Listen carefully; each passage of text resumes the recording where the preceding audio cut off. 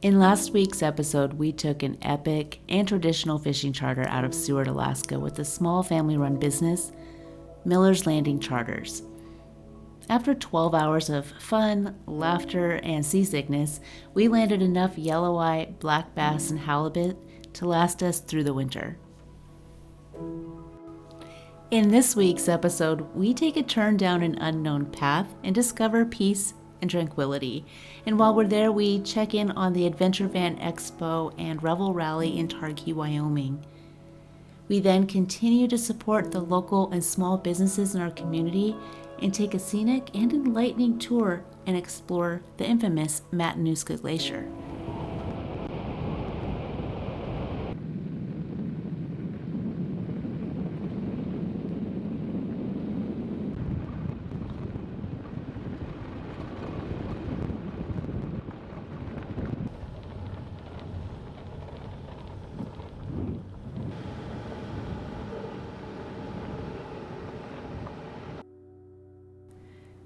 Located about 2.5 hours outside the city of Anchorage is a beautiful and scenic drive full of wildlife viewing opportunities, and it's a wonderful way to take in the majesty of Alaska's landscape.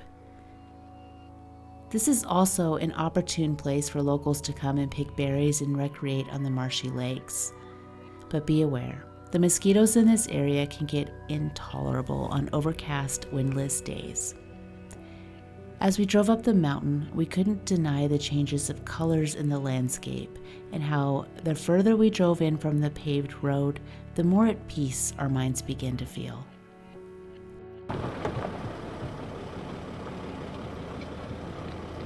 Or this could be our view.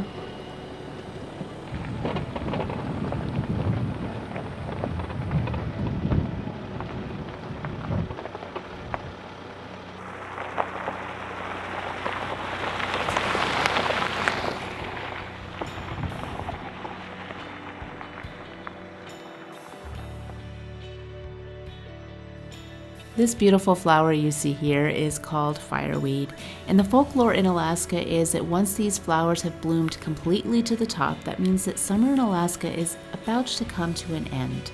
In future episodes, I'll be talking about fireweed a lot more and including uses in the history of it, so don't forget to hit that subscribe button if you haven't done so already. I guess we're gonna do this. Yep, there we go.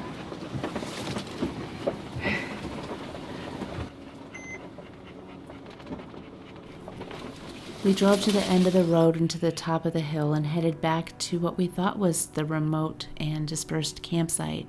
However, there was a road behind the campsite that took us deeper into the Alaska wilderness to a crossroads. This was a beautiful spot to stop for a night or two, and it was now time to stop and enjoy some of Jim's Instapot inspirations in the Revel.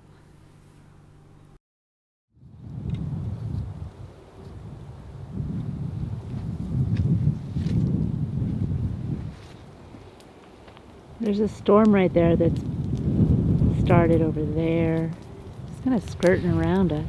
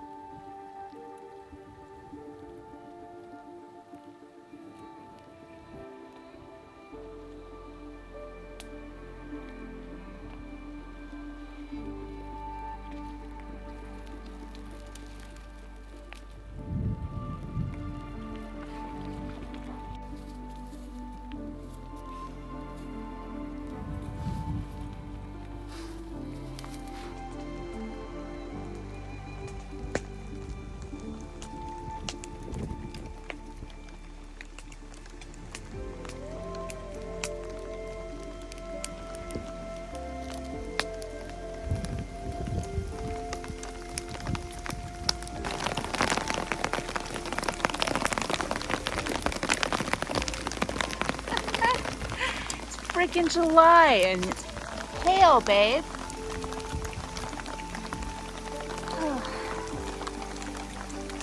Hearts. This is something else. Rain, hail. What you got going on here? Today we're going to cook up some of our lingcod that we caught last week. One of the fantastic things about fishing is we're actually eating a lot more healthy, which will be good in the end. So today we're going to do a little different recipe, and we're using the Instant Pot again. We took some mayonnaise, added some thyme. That's how you say it. I don't know. You added some thyme. Some thyme. Thyme. Thyme. Whatever it is. Adding some thyme. Some olive, or add some lemon juice. And this will actually go on top of the fish before we throw it into the Instant Pot. We're going to use some panko breadcrumbs. And we're going to saute these real quick.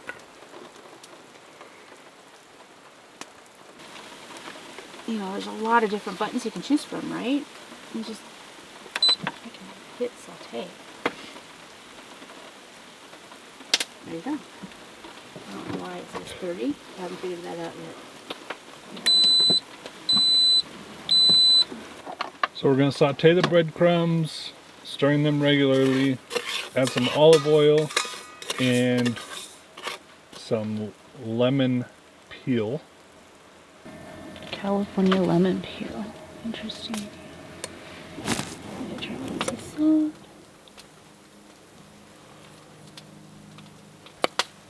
And olive oil.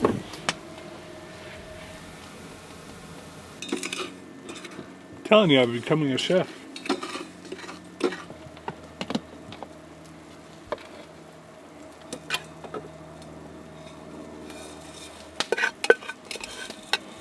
I like your bowl. Is that how you eat your cereal?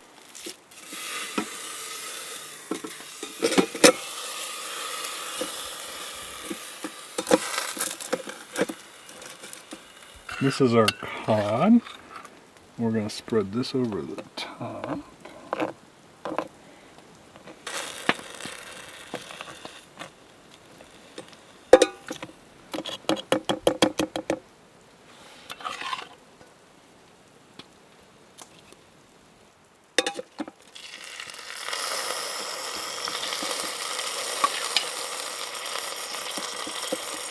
One cup of water.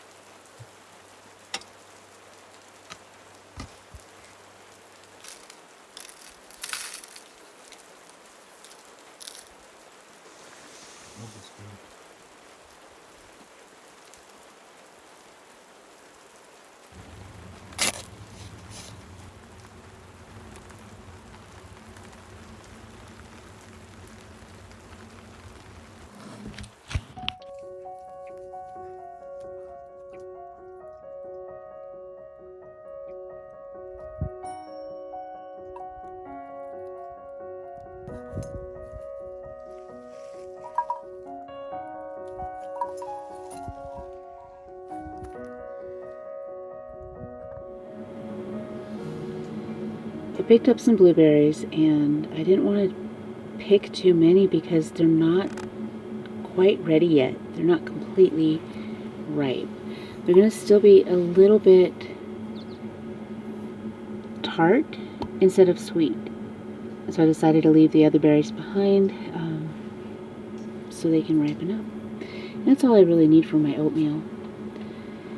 We also found coffee from North Pole Coffee. And as many of you know, I am from North Pole, Alaska. That's where I was raised. I was born in Fairbanks and raised in North Pole. And this coffee company is the North Pole Coffee Company. You can find them at northpolecoffeecompany.com. I have not tried their coffee yet. Arctic blueberry sounds really, really interesting right now. So we're going to whip some of this up and let you know what we think.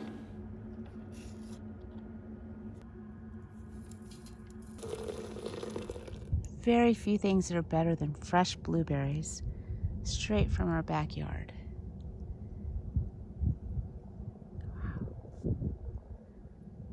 Good morning.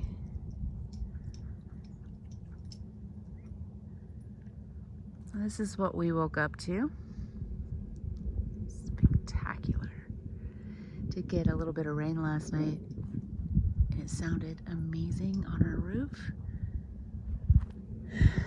Ember's out for a morning stroll. I'm gonna eat my oatmeal and drink some coffee, get this day going. We're sitting here making fun of Ember and how rough her life is, and Jim opens up the blueberry coffee and decides to make his coffee a little, what, stronger? What the hell are you doing right there? You definitely are not awake.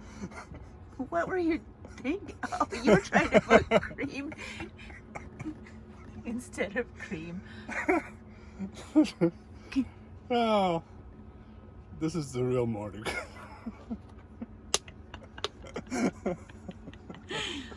Well, I guess I'll have strong coffee. What are you gonna leave it in? What are you doing?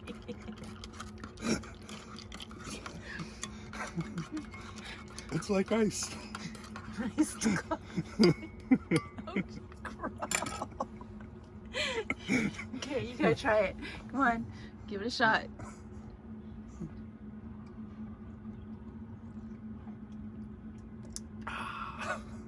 You're gonna start something new with that.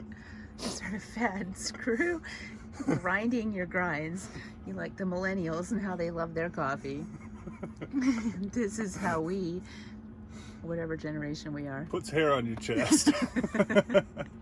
This is how we drink our coffee.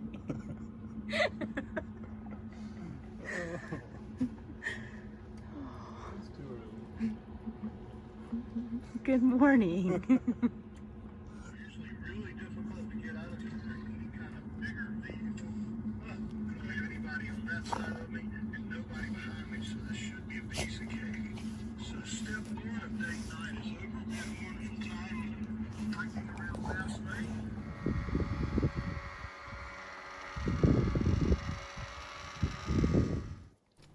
With no water in sight and having recently lost her ball in a pond, Ember brings us sticks. One after another, and this occupies her mind during her water withdrawals.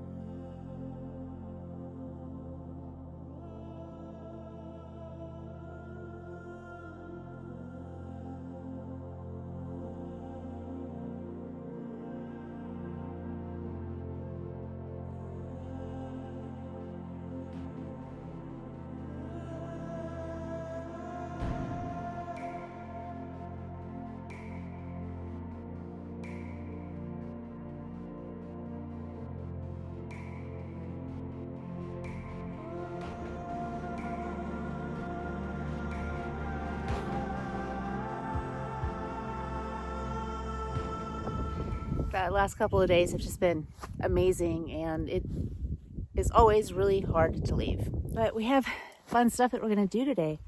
think we're going to check out Matanuska Glacier, which means that, you know, we have been in Alaska for so many years, and there's places that we still haven't seen yet, and Matanuska Glacier is one of those places.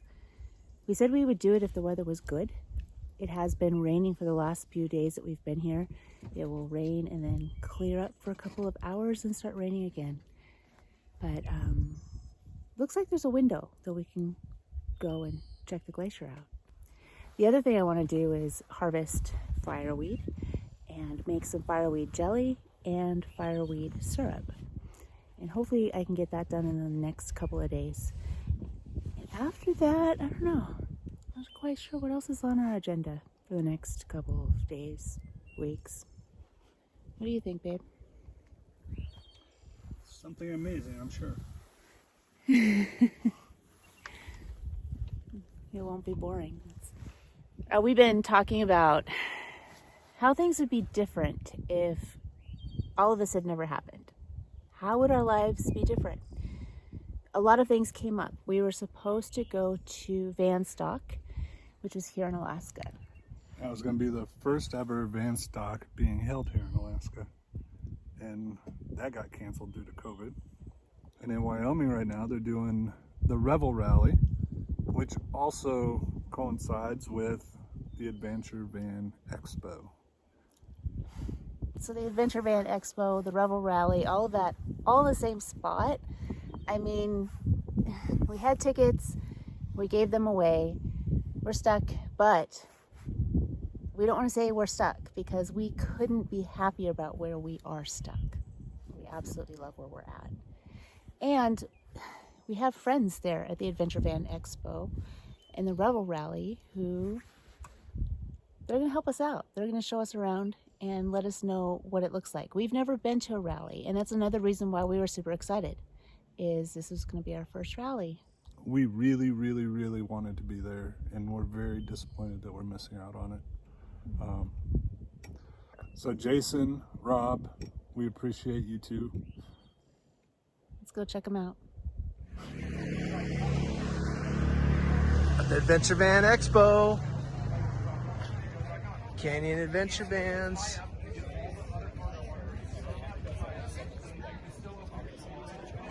Had a great day today. It's pretty much over now.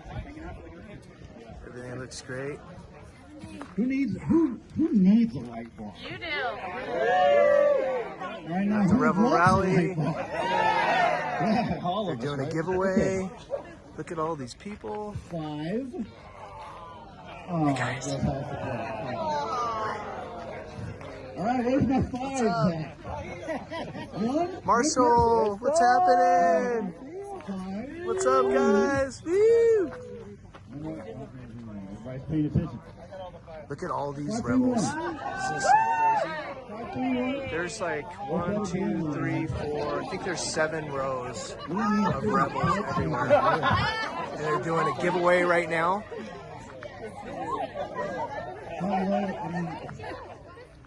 All right, we're at the show at Adventure Van Expo. Super cool. It's been a great show. Pretty darn amazing people, I'd have to say. Anyways, there's the Owl booth and the Canyon Adventure Vans booth, showing off all their new hot items, the new step, the new front console, the bed risers, the new mattress. We got Storyteller Overland. Got a couple vans here. Yeah, what's up, guys? Looking good. Look at these things. We like them. And we got a GLSS coming in about 3 weeks for a Storyteller, so keep a lookout for that. CA tuned. We got the whole team here: John Alvans, David Alvans.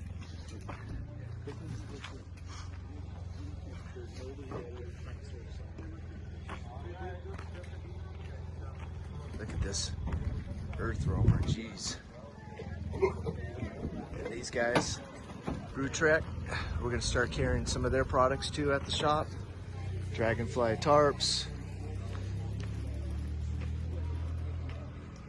We got Overland Gear Guy with all their gear. Look at that. Lots of cool stuff. We use some of their products on our van. Their setup. How's it going? Good. Look at all that organization up there. Looking good. I'm gonna come see you guys later today. I'm Jason with Canyon Adventure Vans. Yep, yep. Sweet, look at that with the pop-up. Ha ha ha, good morning. Good morning. Luminous. Great. What's happening? The Russos are in town. Good morning. Good morning. Look at this setup.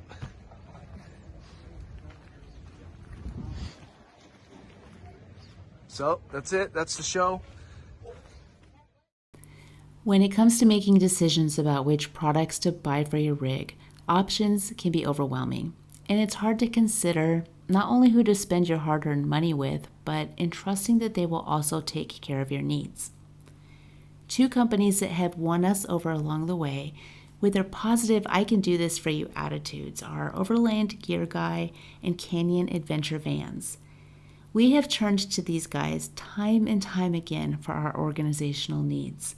And it's the people behind the business that make the difference, because great people make great companies. Hey everyone, Rob with Overland Gear Guy. I wanted to take a little bit of time and tell you about what we do, what we're capable of doing, a little bit of history, and more importantly right now where we're at.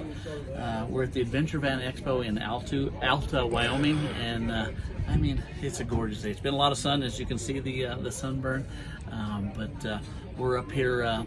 Right below us is the Revel Rally, and 88 Revel vans, Winnebago Revel vans down there last night. We went down there for the drawing and stuff. It was great.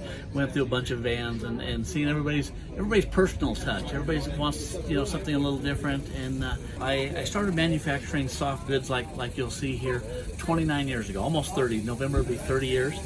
And but just a couple years ago we got into the overlanding scene. Before that we did police, military, emergency services, photography stuff, things like that. But got into the overlanding stuff.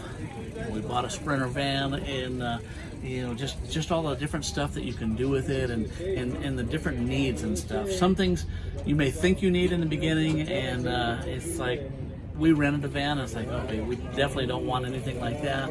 And so again, it's personal choice. What works for us may not work for other people. So the easiest way to find us is overlandgearguy.com.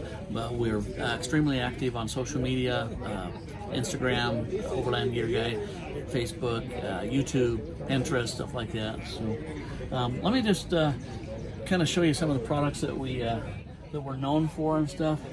So if you open your doors, both of them, I mean, papers go flying all over. So we make these really cool bags.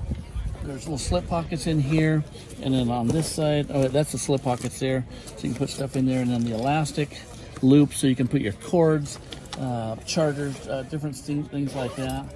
The headrest trash bag, and then we got this in 3 different sizes, 2 different styles, and of course, I think what we're really the most known for is our seat organizers. This is our top of the line. This is kind of the middle of the row. You can see the different pockets, but this one accepts 2 15-inch laptops in here. So fits in there just perfect. 2 of those. A lot of people put camera gear down in here, but just little pockets for everything that you could think of. We got a lot of cubbies. So these come in 10-inch, 8-inch tall, and then these are custom 7-inch tall. Right here we have our mesh laundry bag. Got that there. You can see we do the bunk window covers. We do the fan cover, stuff like that. And keep in mind, everything is made to order. You got like 30 colors to choose from, and it's all made in the USA. Lifetime warranty on everything. Like I say, almost 30 years, and to have a lifetime warranty on your stuff for that long, it kind of speaks for itself. Thank you so much to Canyon Adventure Vans and Overland Gear Guy for making us feel like we were a part of something that we originally were supposed to be a part of, but we couldn't make it to. That just made us feel a little bit closer to you and a lot more special, and we are looking forward to next year's Adventure Van Expo. With that, we continue down the road to another beautiful location, and whenever we leave one beautiful location, I feel a combination of sadness for leaving and excitement for what's to come. And like most things we do, we decided to visit the Matanuska Glacier at the very last minute.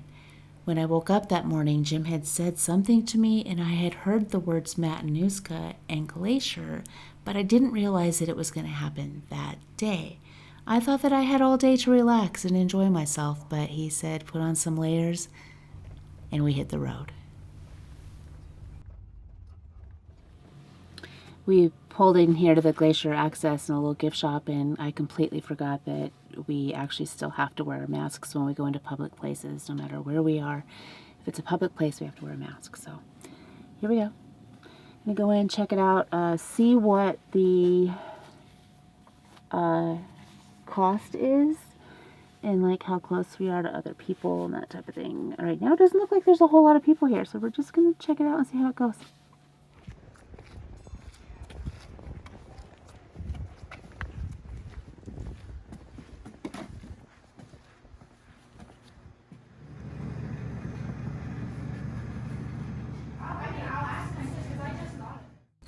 The Matanuska Glacier is located 2 hours northeast of Anchorage between the small communities of Palmer and Glen Allen, and it's one of the most accessible glaciers in Alaska. What makes this glacier so special is its sheer size and walkability. The glacier originates from within the Chugiak mountain range in south central Alaska, and it's 27 miles long and 4 miles wide. Glacial mud is supposed to be incredibly good for the skin, and I couldn't resist slathering it on, and our guide Candace had an amazing rapport with us, and she was incredible and full of valuable information that we never knew before. We also got off track a lot, and we had a great time discussing her experience in Alaska working here for this summer, but we really enjoyed spending time with her on this informative 2-hour tour. Instant, but the hypothesis that's predominant among glaciologists is that there is a pool of water, a basin of water that sits underneath the face of the glacier and is under so much pressure that even though it's below freezing, it doesn't freeze. So it stays a liquid even though it's below freezing temperature. And any time that the glacier moves, any space gets introduced to that basin, that water freezes right up into it because it has that space at that point. So as the glacier is receding or moving backwards, and the ice is kind of being dynamic and moving in that way, this subglacial water in that basin will end up freezing up into the cracks. Again, because it's under so much pressure, you don't see any of the air bubbles that you see in the white ice. And a lot of the times it will take up these really, really fine silt particulate matter with it, and it gives it that really black coloration. So that's the predominant hypothesis. And that's part of the reason why you see it all in the moraine, because as the glacier is moving backwards, it's introducing that residence to our glacier. Here's the first one. You can't actually see them, which is why a lot of people don't get that excited about them. I think it's really cool. These are called Cryokonite Holes. So everything that you see, these really smooth edged holes that are in the glacier, end up getting melted down kind of by the opposite effect of our walking rocks. So this happens when a really, really small rock like these ones here, or cryoconic dust, which is composed of, our glacial silt, atmospheric dust from storms, continents, and oceans away that gets picked up into the atmosphere and brought over here, pollen, all sorts of microparticulate matter ends up settling on the glacier. It melts down into the glacier to create these really smooth edged holes that can actually get shockingly deep. Sometimes I'm shocked I put my finger in there and it won't ever reach the bottom. But these are the most biodiverse places on the glacier. Our glacier is home to glacial moss as well as these cryokonite holes. We don't have glacial worms on this glacier, which everybody asks. But in these holes we have all sorts of things. We have, bacteria, we have viruses, we have no COVID-19 in our cryokonite holes, thankfully. Rotifers, all sorts of, phytoplankton and stuff like that. So these are really cool. You can't actually see anything that hangs out in there, but they're there, kind of like Horton Hears a Who style little worlds in these little holes. So I think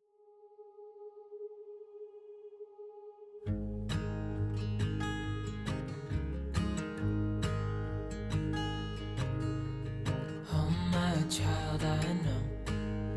You're hurt and you can't let go. It's not your fault and you don't deserve all the bad and the hurt.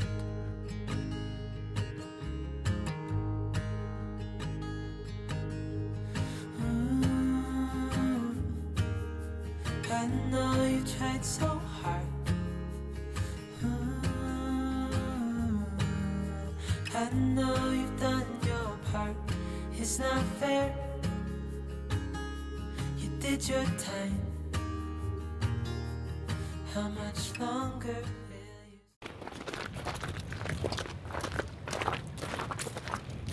This is a fun spot to kind of stop and start looking for these fun little moss balls.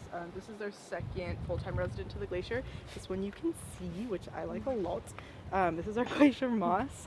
Again, not every glacier has glacier moss, which is why it's pretty cool that we do. The way that this moss gets here is either a spore will come in on the wind, it'll land in a little bit of silt, or a bird will poop, it'll have a spore in its poop. It comes with its own little fertilizer, which is great for a moss. And it'll grow and grow and grow, and it'll get hydrated by the glacial melt, so it kind of just rolls around on the glacier. And it kind of ends up retaining its own little silt package. So you can kind of see at the bottom of a lot of these, they kind of have their own dirt that comes with them, which is great. So you can see them down here. They're usually pretty small, they're usually pretty flat, but as you get up glacier, where the ice is a lot flatter, you will see them in like perfect basketball shape, round, beautiful moss balls, because they've been rolling around, they roll themselves into these balls, and they can desiccate for, gosh, I want to say upwards of 100 years, which sounds outrageous to say, but I think it's true. They can desiccate, completely dry out, you can rehydrate them, and they'll pop right back up as moss. So they're pretty cool.